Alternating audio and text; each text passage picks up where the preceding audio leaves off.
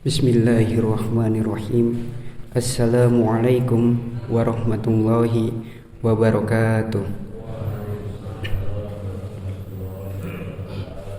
Yang terhormat Ketua DKM Masjid Baitur Rahim dan beserta jajarannya yang semoga disehatkan selalu dalam lindungan Allah Subhanahu wa taala. Amin ya rabbal alamin. Dan yang terhormat kepada para jamaah Masjid Baitur Rahim dan warga sekitar di Nologaten yang semoga disehatkan selalu dalam lindungan Allah Subhanahu wa taala. Alhamdulillahirabbil alamin. Wassalatu wassalamu ala asyrafil anbiya'i wa mursalin wa ala alihi washabbihi ajma'in. Rabbi shrah sadri wa yassir li amri wahlul 'uqdatam min lisani yafqahu qawli.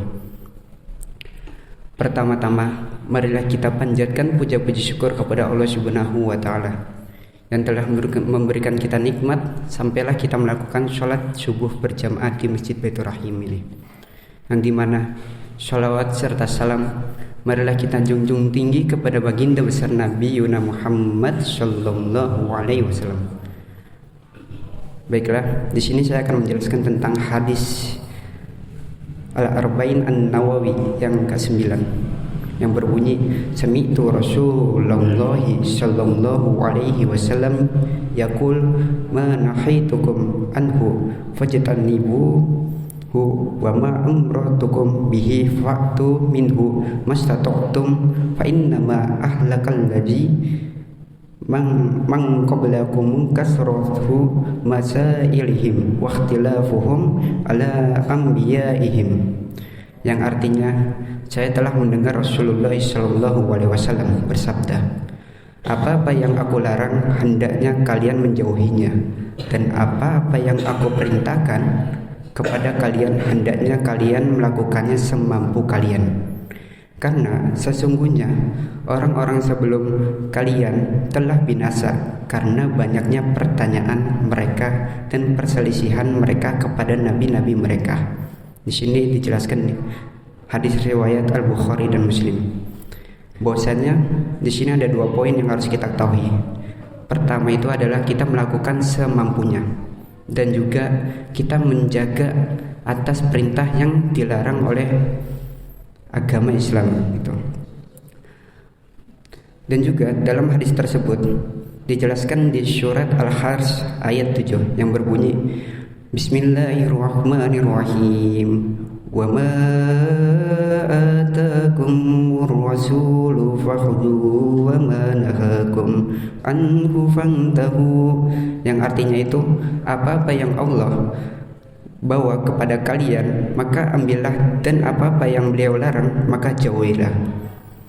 Nah, dalam sehari-hari kita pribadi, demikian dalam nilai ajaran-ajaran agama Islam, kita hendaknya menjaga iman kita, di mana kita dilarang untuk melakukan sebuah kejelekan ataupun sebuah dosa.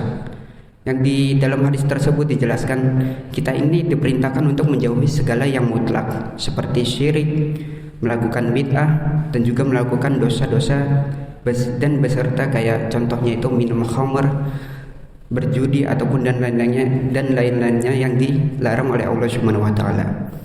Nah, dari hal tersebut Nabi Shallallahu Alaihi Wasallam itu memerintahkan kita untuk apa? Untuk kita lebih baik menghindari dari segala perintahan tersebut. Nah, lebih bagus kita ini berdiam diri di rumah daripada kita melakukan kegiatan yang tidak baik ataupun tidak semena-mena dalam ketakwaan Allah Subhanahu wa taala. Dan setelah itu, apabila kita meninggalkan segala itu, insya Allah ketakwaan kita ini akan terdekati oleh Allah Subhanahu wa taala.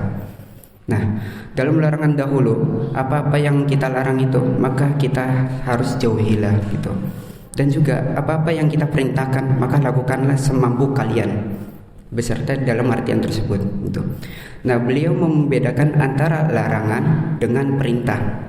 Nah, untuk larangan ini sudah saya jelaskan barusan, bahwasanya secara mutlak itu kayak kita menghindarkan segala perintah yang tidak pantas ataupun berdosa buat diri kita pribadi.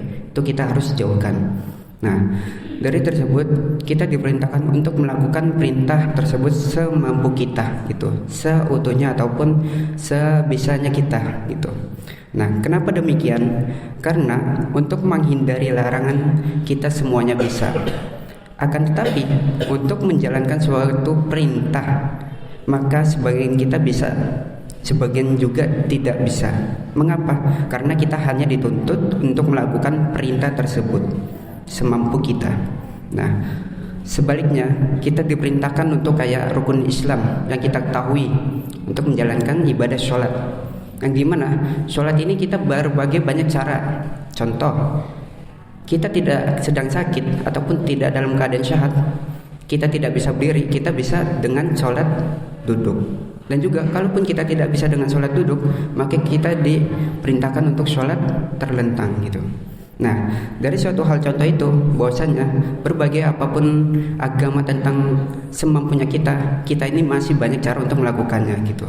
Seperti halnya lagi kayak contoh puasa. Dalam perjalanan contohnya mungkin puasa di perjalanan syafar atau bisa disebut bahasa Arabnya itu syafar. Nah, kita tidak bisa melakukan ibadah puasa, maka kita bisa diganti dengan ibadah di lain selain bulan suci Ramadan gitu. Itu yang kita harus ketahui. Dan juga berupa kayak contohnya lagi zakat, yang dimana zakat ini untuk membayar sebuah zakat fitrah, tapi kita tidak memiliki kadar yang cukup. Akan tetapi tidak memiliki suatu takaran yang cukup, kita bisa memberikan setengah takaran tersebut. Seperti Allah telah berfirman di surat At-Taghabun ayat 16, fattaqullaha mastata'tum, yang artinya itu maka bertakwalah kalian kepada Allah dengan semampu kalian. Nah, dari artian tersebut bahwasanya apapun yang kita lakukan aktivitas ibadah itu kita bisa melakukan dengan berbagai cara. Yang penting kita di jalan dengan ketakwaan Allah Subhanahu wa taala gitu. Demikian juga seperti kayak kita berangkat haji. Kalau kita tidak punya kemampuan untuk haji, maka kita wajib untuk menjalankan perintah tersebut. Akan tetapi misalnya uang kita hanya bisa untuk haji kecil, yaitu berupa kayak kita bisa umroh terlebih dahulu gitu. Maka dari umroh tersebut kita merupakan penerapan hadis Abu Hurairah ini dalam urusan agama kita. Jadi kita bisa melakukan semampunya kita saja gitu. Nah, dan juga dari poin kedua tersebut bahwasanya kita semua itu jangan selalu banyak bertanya. Karena suatu ibadah itu kalau kita sudah mengamalkan, akan tetapi kita selalu bertanya akan tetapi tidak mengamalkan, itu sangat disayangkan. Kalau kita menyibukkan diri kita ini dengan semuanya dan diiringi dengan semangat beramal, maka dengan cara inilah kita akan mencapai keselamatan di dunia maupun di akhirat gitu. Nah, insya Allah kita akan selamat dari hal-hal yang tidak berguna, ataupun bahkan selamat dari perkara-perkara yang membuat kita binasa, seperti umat-umat terlebih dahulu. Karena kalau kita menyibukkan diri dengan bertanya, semangatnya adalah untuk tidak mengamalkan maka perintah tersebut atau tidak dalam ketakwaan Allah Subhanahu wa taala gitu. Ataupun berbagai alasan banyak itu. Maka itulah yang dilakukan oleh umat terdahulu. Maka dari itu poin ini adalah kita selalu bertakwa kepada Allah. Dimana kalau kita dalam kajian, pembelajaran harus kita bisa amalkan setiap harinya gitu. Di dalam hadis Nabi Shallallahu Alaihi Wasallam telah menyinggung, Bismillahirrahmanirrahim. Fa innama ahlakal ladzina min qablakum kasratu masailihim wa ikhtilafuhum ala anbiyaihim.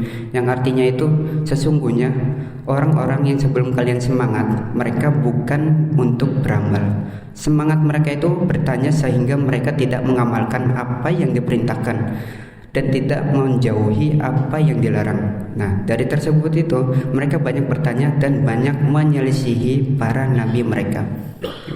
Maka dari itu kita sebagai umat Islam tidak boleh yang namanya meniru hal contoh kayak seperti itu. Nah, inti dari poin yang sudah saya jelaskan tadi itu, segala tinggalkan larangan Nabi, lakukan secara maksimal sesuai kesanggupan yang biasa diperintahkan oleh Allah Subhanahu wa taala, dan menjadi orang-orang yang berguna bagi umat Islam dan juga bagi masyarakat untuk keselamatan dunia dan akhirat. Insya Allah kita apabila melakukan hal tersebut, kita akan selamat di dunia maupun di akhirat. Mungkin kurang lebihnya mohon maaf dari saya.